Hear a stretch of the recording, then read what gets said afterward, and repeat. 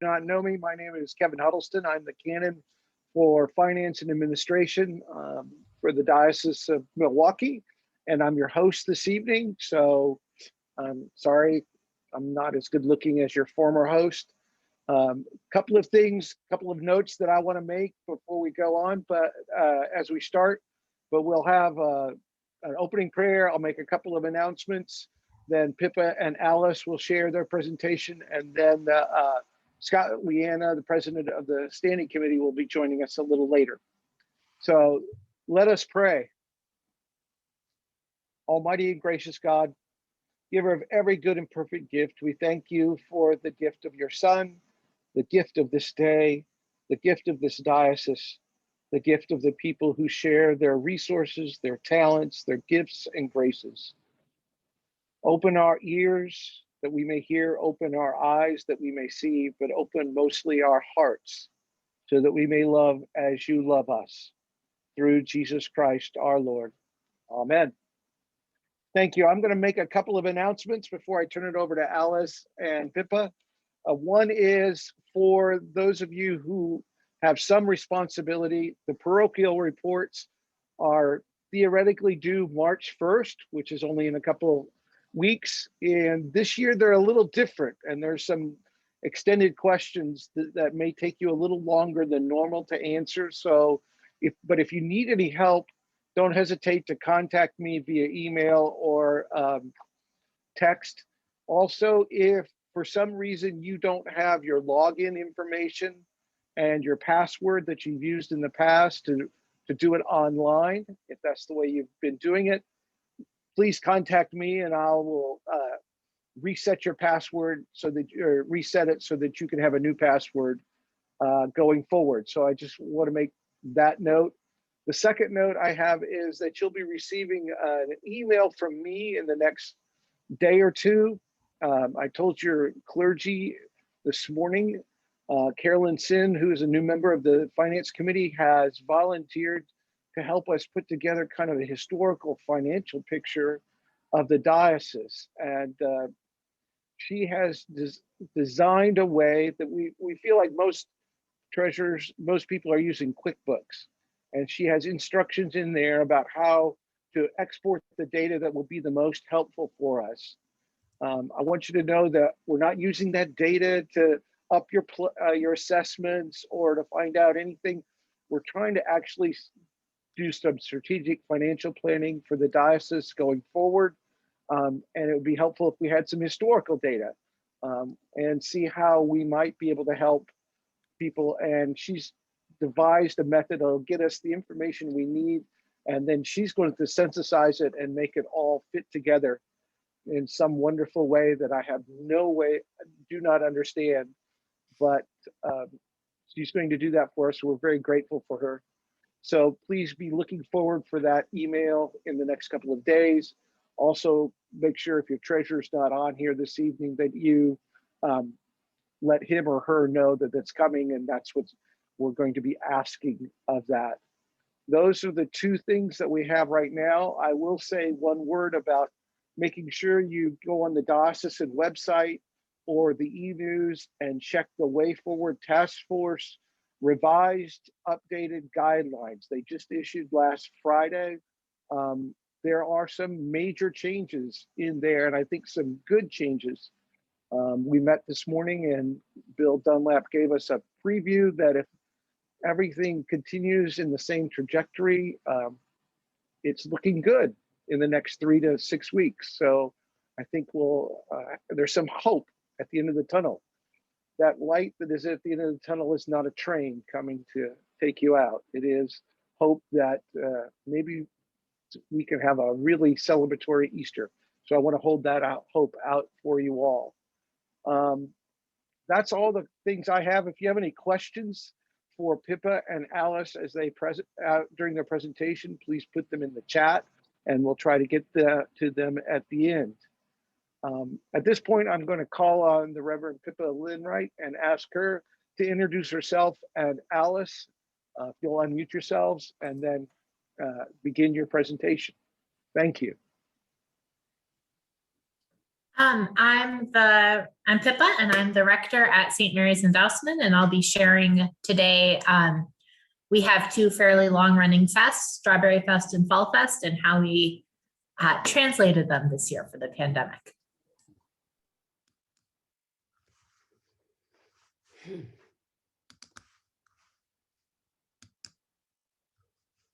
Hi, my name is Alice Merck. I'm with St. Paul's Episcopal Church in Watertown, and I'm the outreach coordinator, and I'm also a member of a loosely affiliated group of women known as the Bazaar Ladies, who also help put on a variety of fundraisers for the church.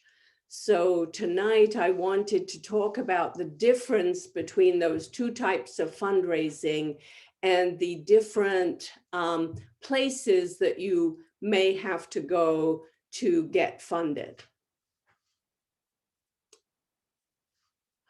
Okay. All right.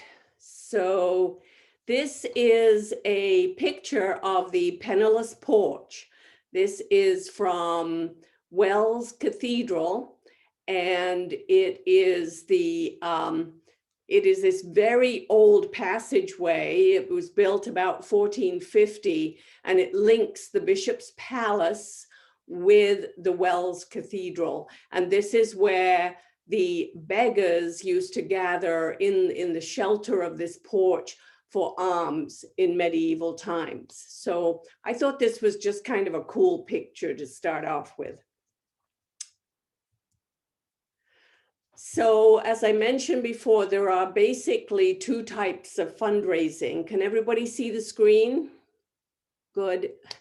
And so there's two different targeted audiences. There's raising funds for church operations and special church enhancements, such as, air conditioning, restoration, general repairs. At St. Paul's, we always seem to have general repairs because we're over 150 something years old. And then there's raising funds to run a social justice project or an ongoing program that benefits a segment of the larger community where the church is located.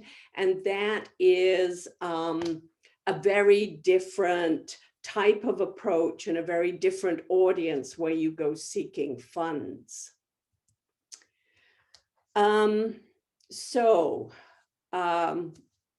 the perspective of fundraising to benefit the church, I think it's really important, or it has been for me, to define the project for the congregation, assess and recruit how many people you will need for the project. One of the keys to success, I think, is recruiting a wide range of folk, if you can, in the church, involving different people for different things. So we have a different group of people we go to for our pizza sales than we do for our annual madrigal, for example. And then it's important to define your target audience and keep track of that audience. Who are your supporters? Which parishioners support you financially? And also keeping track of the people who would like to buy what you have for sale in a database. And then deciding on your advertising strategy. There's Facebook, newspaper, radio, banners, signs. There's all kinds of things that you can use. Particularly social media has been very successful. Mother Pippa, do you have anything to say about this particular slide? No, I think you're doing a great job. Thank you. Okay. So this is one that you talk about? Yeah, so we have two fests at St. Mary's, as I mentioned. We have the St. Mary's Strawberry Fest, which is the fourth Sunday in June. And for the past 33 years, that's benefited the Haiti Project. And then we have St. Mary's Fall Fest, which I think has run for about 15 years now. And that goes to benefit our local fire department. And I just thought I would, your church people, I think you probably have done fundraising. Some things that I found very helpful this year is we decided ahead of time on the scope of the project. So for Strawberry Fest, there's normally all kinds of food. There's normally activities for kids. And obviously that wasn't going to happen this year. So for both fests, we decided on the scope of the project, and we decided we were going to make pie. And so we planned our advertising with that scope in mind. We made sure to tell people that we were ordering pie. We made the ordering very simple. People just had to call the church and say, I want this many pies. We could run their credit cards through Vanco ahead of time. And we decided at first how many pies we were going to make. So for Strawberry Fest, that was 135. For Fall Fest, it was 75. And so we had people saying they would make the pies ahead of time. For Strawberry Fest, we had a team of 10 masked at church because strawberry pie does not last very long. That was pretty hectic. I think it worked better for Fall Fest. We had teams in people's homes, so smaller teams, and broke up the pies, I think, into 25 per team. We sent an email reminder the day before to everybody who had ordered a pie to remind them when to pick up, to remind them to stay in their car, that we would come to them.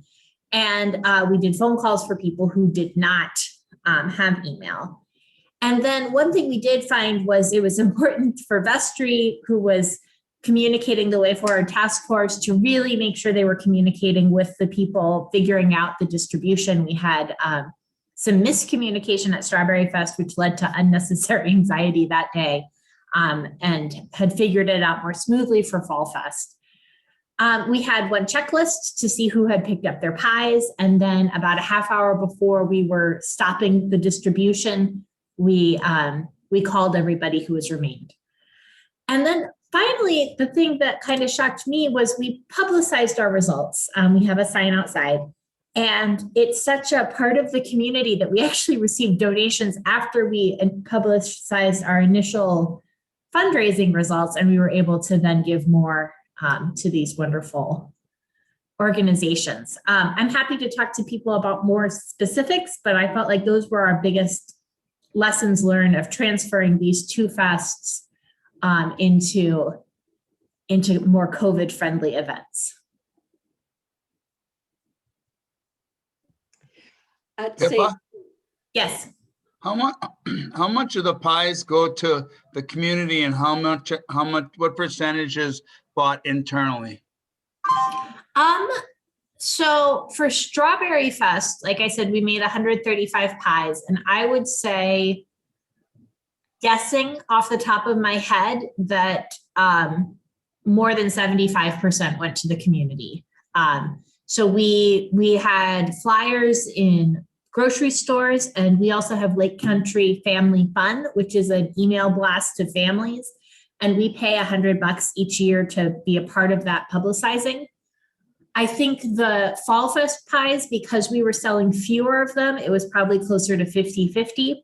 One thing we did do, though, is email every single person who bought a strawberry pie to let them know that we would be selling apple and pumpkin pies for Fall Fest. We figured they had already shown interest in pie buying. Any other questions? I have a question.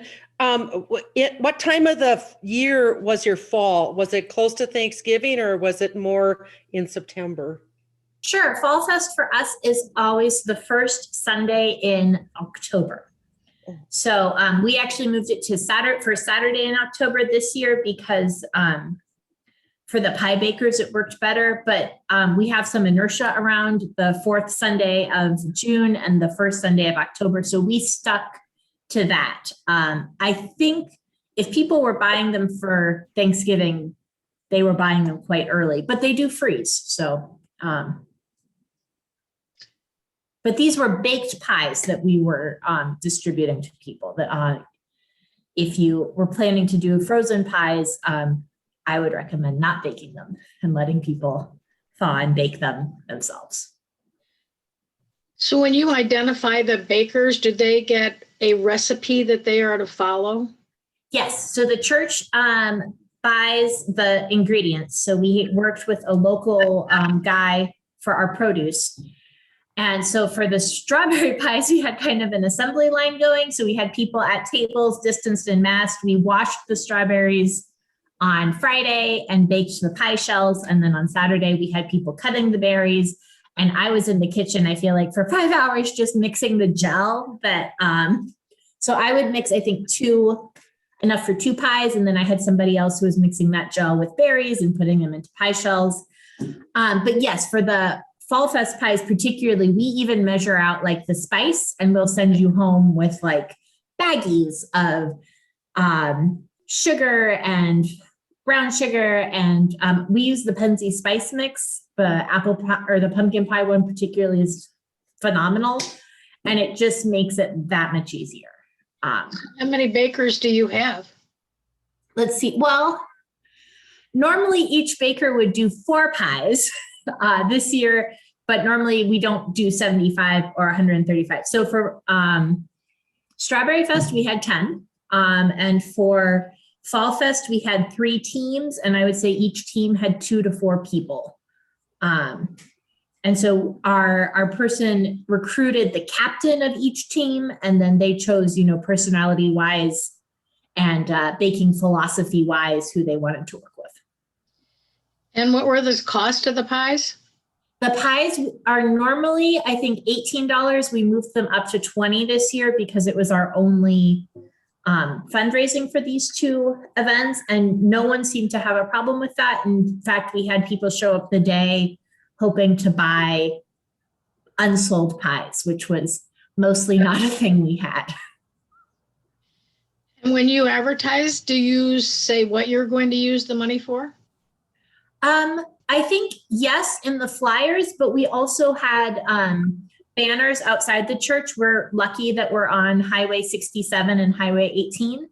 And those banners, I think, just said order pie and gave the number because people are going fairly fast and we don't want to cause accidents with lots of reading. But when we put the sign up later to say thank you, so much raised, we then did say who it was for.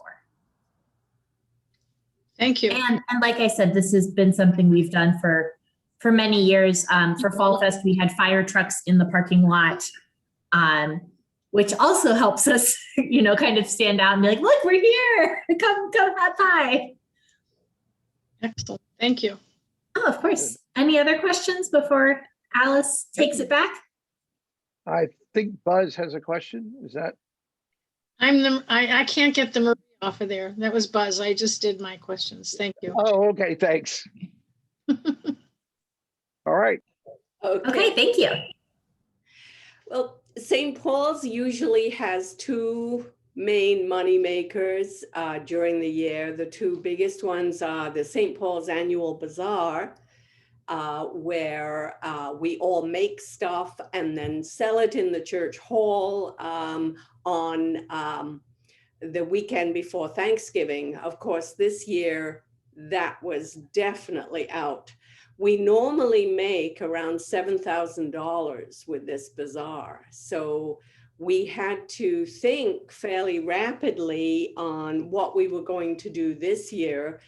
And a group of women started making very early on in the spring of the year, making masks to the specifications of St. Freitas Hospital.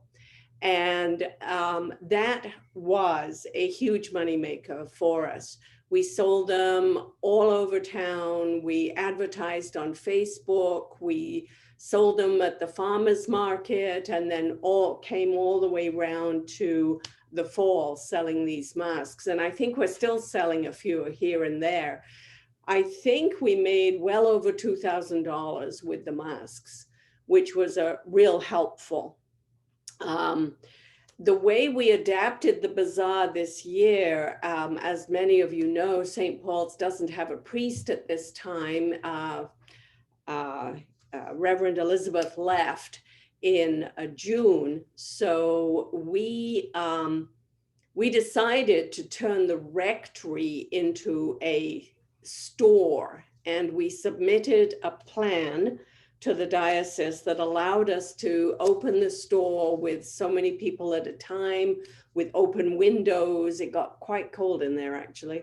And we did it for several weekends, and we sold some of the stuff that we normally sell at the annual bazaar, like frozen pies and clothing and cookies and just general Christmas and fall stuff. So we were able to actually cover some of that. The St. Paul's annual madrigal dinner, the usual 4-course meal that we have in the Guildhall, had to go by the wayside. We did not do madrigal this year. I wanted to say something about fundraising for social justice programs, though, because the two programs I just talked about, we have an audience for the annual bazaar, we have an audience for the annual madrigal dinner, and that funding goes to the church, and it's quite popular. But when you're fundraising for social justice programs, it's a different animal. So you have to kind of do your homework for social justice stuff. Is the program needed? Are you duplicating effort? Is there another program like this? Is there an established need? Who will be your allies to actually do some fundraising with you? The social services, the school system, the police department. Are there other providers to the same population? You have to really know your network of providers out there, unless you have just a very simple giving program to one thing every year. And then do you have space for the program? The church hall, the community center, are there other providers? People have been very generous with space in Watertown for our social justice programs.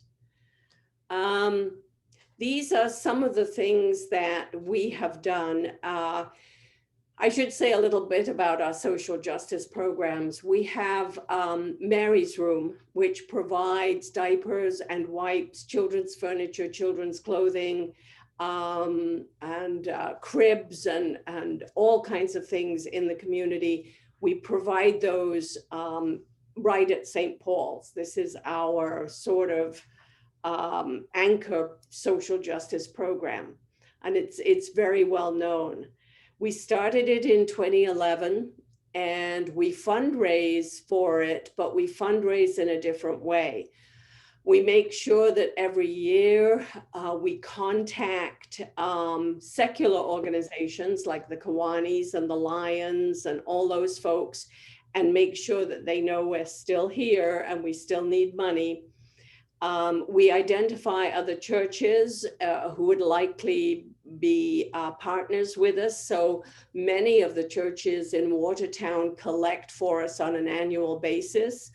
The two Catholic churches collect for us during the month of May, because that's Mary's month.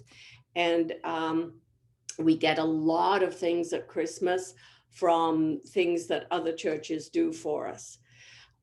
We have been very successful in identifying community philanthropic funding. We always identify potential grants, and we're actually given a $4,000 grant this Christmas from the Watertown Health Foundation, because we never stopped providing from Mary's Room. We had to close it. We couldn't have people in the building, but we have consistently provided curbside service for diapers and wipes and clothing and emergency needs. So people know that, and they appreciate that. So not only does our congregation provide us with funding, but a lot of community partners. We do have other outreach programs, but in it's with a group of churches. Back in 2011, a group of women, we started to meet for lunch, and we were all from different churches. And we were talking about the needs in Watertown. And what happened there is we decided that the churches would get together, regardless of their denomination, and provide for programs. So we started off as 8 churches. We are now 11 churches in the Watertown community. And we provide backpacks for hungry kids. So we pack backpacks every Thursday afternoon, and they go out. Currently, we are providing for 59 children in the school system and their families. We also do sandwiches in the park in the summer, where we go to a different park every weekday noon, and we provide sandwiches and drinks and a treat and a reading program. We also we raise money for school supplies, and we provide pretty much all the school supplies that children need in the school district of Watertown, including the parochial schools. So it's a pretty powerful group of churches who have found that we can be very successful together for providing a safety net in Watertown for children. I can't stress enough the importance of data collection, though. If you want grants, if you want philanthropic help, if you want help from the Kiwanis, you have to collect your data on your customer base. We advertise what we do in the local paper quite often.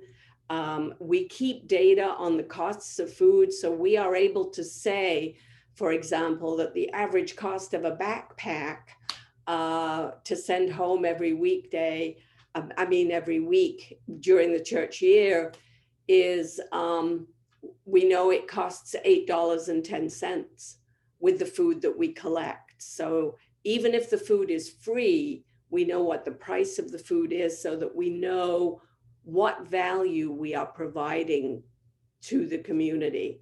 And this is really important if you want to get philanthropic grants, if you want to get social justice grants. So these are the kinds of data that we collect. We keep data on each time we open. We keep data on the monthly costs of the program. We do keep data on minorities that we serve, if any, and we do keep data on other needs a family or person might have. We often make mutual referrals. So we have Mary's Room at St. Paul's. The Emmanuel Lutheran Church has the food pantry and the personal essentials pantry. So we are able to work between us so that we can provide for folks' needs. We also have the hometown mission in Watertown, where churches give money to the hometown mission, which is run out of Emmanuel Lutheran. And so this actually prevents people knocking on other rectory doors, because people know where they can go for rental assistance, an emergency motel, or anything else that they might need. So that resource list and that knowledge of the safety net is kind of critical.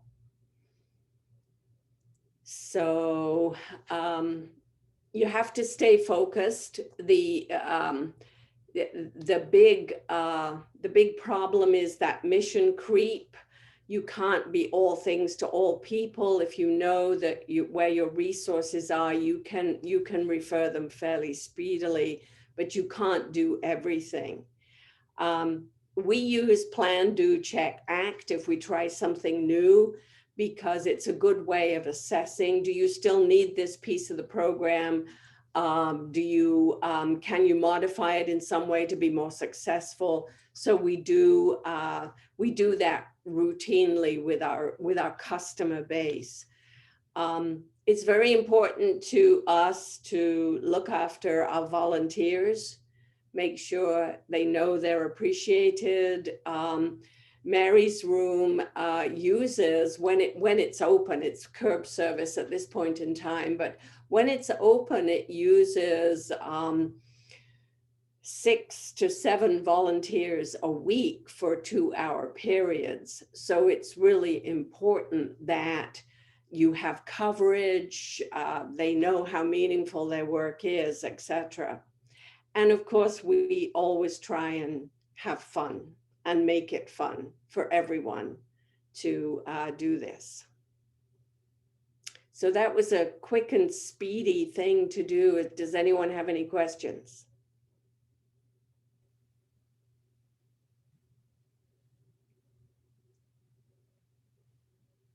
Okay, thank you very much. Well, thank you, Alice. That was a wonderful presentation. Anybody, if you have any questions, don't hesitate to contact either Alice or Pippa and get specifics from them. I'm sure they would be glad to talk with you and explore possibilities. It's a great way to reach out to the community and let the community know that we're for the communities and we're caring for them. Any questions about the presentation? Any clarifications that anyone needs at this time? All right. All right. Thank you, Alice. Thank you. That was Alice? great. Great. All right. Alice, Yes. how much does St. Paul's make off of either one, the social justice money? I mean, what do you think your budget line is for income from both internally fundraising and for the community? Oh, gosh. Well, in a normal year, we have 2 different kinds of fundraising. All the social justice funding, we are very lucky to have Caroline Sen as our treasurer. So she keeps us on the straight and narrow. So every penny that we get for social justice programs goes into the social justice programs. The church doesn't take anything off the top for those.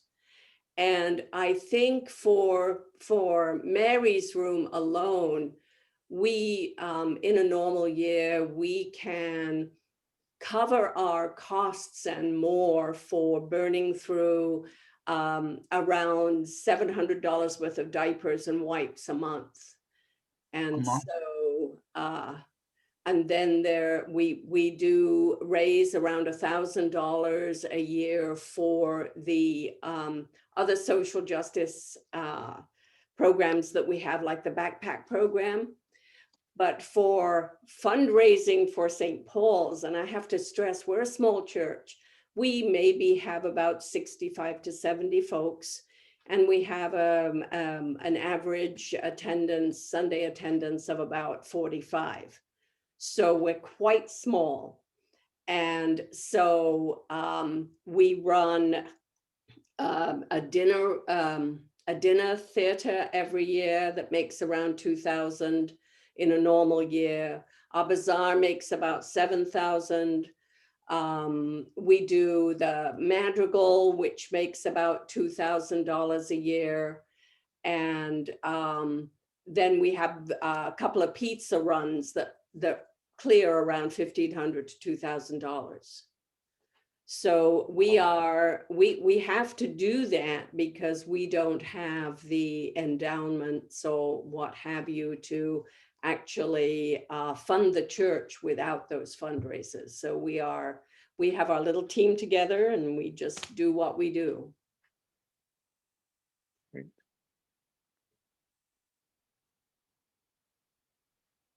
Any other questions, comments?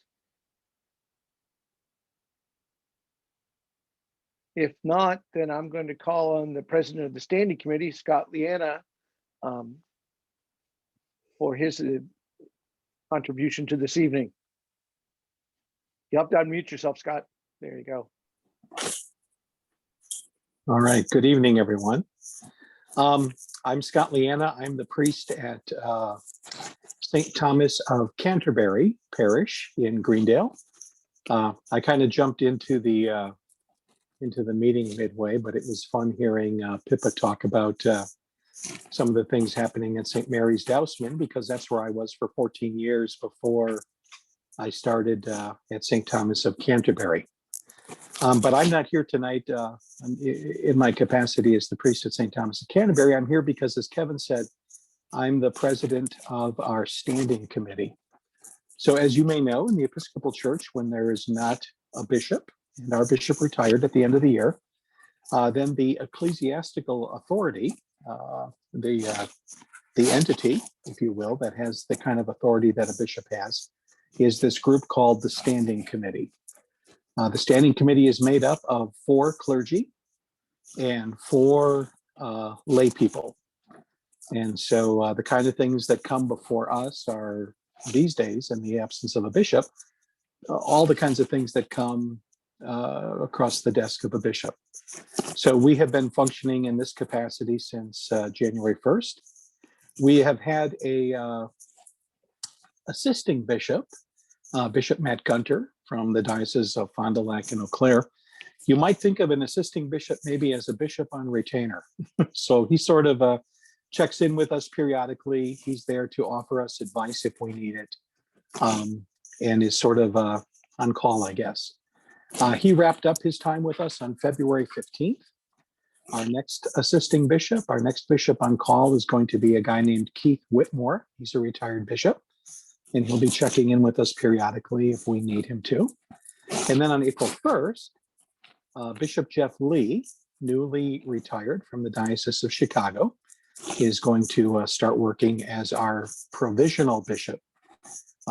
Provisional, if you have ever been in a parish that has had an interim rector, right? Somebody who comes in for a brief period of time, you might think of Bishop Lee that way, sort of a provisional, kind of an interim bishop. He's going to journey with us for up to 2 years. During that time, we'll be looking at our diocesan life, perhaps making some changes. I would bet on it, probably some much needed ones, and beginning to look at kind of how we function as a diocese, and just sort of have a moment to take a breath, not unlike a parish with an interim priest, kind of figure out where we're at and where we want to go.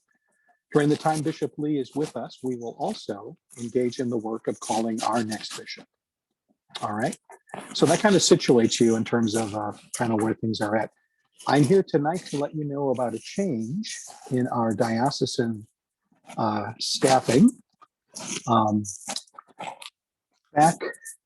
it would be in the beginning of February. I met with our canon for congregations, Peggy Bean. Peggy was set to retire at the end of this year, December 31st, 2021. And the standing committee, in consultation with Bishop Gunter and our diocesan consultant, we asked Peggy if she would move that retirement up. Part of our thinking on that is, as we begin to make changes in the life of our diocese, as we begin to look at what it is that we need moving forward, and the fact that we have a number of parishes that are either in a redevelopment phase or are in a phase of needing some assistance, needing to call clergy, et cetera. We wanted to be able to help those places and to answer those questions as effectively as possible. And so, as in part of kind of turning a new page, we decided that it would make sense to talk with Peggy about that possibility. Peggy agreed, and so as of March 8th, as you might have seen in that diocesan-wide announcement, she will be retiring. We did certainly express gratitude for her 23 years of ministry. We offered her a very, very generous retirement severance, and And so we have a lot to be grateful for when we reflect on her ministry and her time with us. In this in-between time, before Bishop Lee comes and before we begin to look at issues of kind of what our next diocesan staff position might be, kind of where we might move forward as a community of faith. There is a liaison from the standing committee who will be not as a staff person, not as a compensated person, but who will be available to touch base with parishes that are either in the process of calling clergy or having redevelopment questions. And that is Tammy Prather. Tammy is married to the Reverend Joel Prather at St. Bart's in Pewaukee. She's a layperson, has a degree from Neshota House, has a good deal of experience in the areas of congregational development. And so Tammy will be kind of that person to touch base with between now and when Bishop Lee gets here. This decision to talk with Peggy was one that the standing committee made unanimously, and that Bishop Gunter concurred with, and it made good sense. Obviously, I can't get into a lot of the more detailed nuances of that discussion, but as leaders in your parishes and as leaders in the diocese, I did want to come and tell you in person, and then I can also entertain any questions. Also, if you wish to send Peggy a note of appreciation, a card, a gift, anything along those lines, you can certainly do that at Nicholson House. If you saw that diocesan-wide announcement that we sent a while ago, it has all that information in it, but that will be a sure way to get those things to her.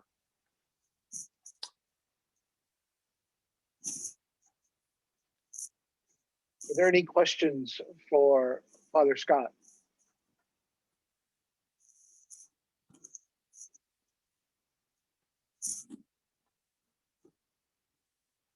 Oh, I see Sarah just put Nicholson House in the chat. Thank you very much. So that's where those items can be sent if you did want to send something to Peggy.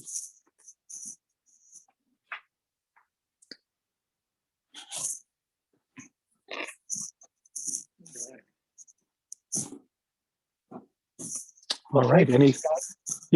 Any questions about anything else standing committee wide? All right. I want to thank you all for your dedication and your ministry and your service to your parishes. If you guys are from communities anything like St. Thomas of Canterbury, where I serve, you might be feeling a little brokenhearted because we're coming up on a year without being able to be together in the ways that we used to be. And if you're like me, it's breaking my heart. And so it's also called forth a lot of creative ways for us to try to be church and to do ministry. And certainly this is part of that. So I want to thank Kevin and Sarah, Peggy, when she was a part of this, for offering this opportunity. And thank you for letting me steal a little bit of your meeting tonight. Thank you, Scott. I appreciate you taking the time. And if there's any questions you have, please don't hesitate to ask. Don't hesitate to call us or contact us at the diocesan office. We're there to help you and assist. I hope that you feel that. We keep you in our thoughts and prayers on a daily basis.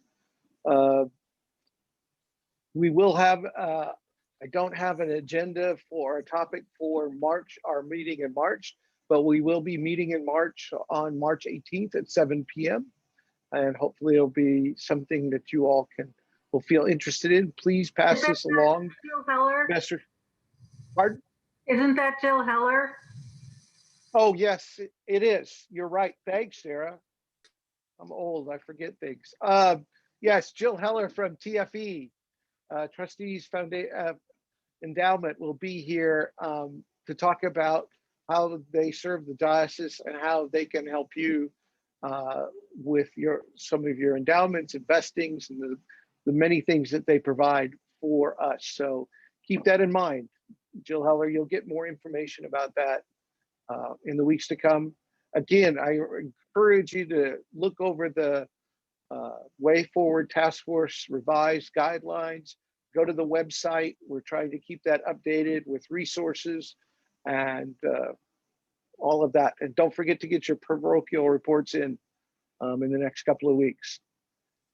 If not, nothing else that anyone else wants to say. Any comments, questions? I just want to say hello to Tammy. I didn't realize you were here at the meeting. So hi. Tammy is, as I mentioned, a member of the standing committee, and she's the individual I referred to who will be our referral point for congregations that have questions about redevelopment or who are in the process of calling clergy and may have questions. Looking forward to Bishop Lee's arrival now in about 6 or 7 weeks. Huh? All right. Thank you. That's it from me. All right, thanks. Just in time for Easter. All right. If not, then I will say, go in peace to love and serve the Lord. Thanks be to God. Thank you all for your time. Thanks, Pippa and Alice, again. It was great. Thanks, Speaker.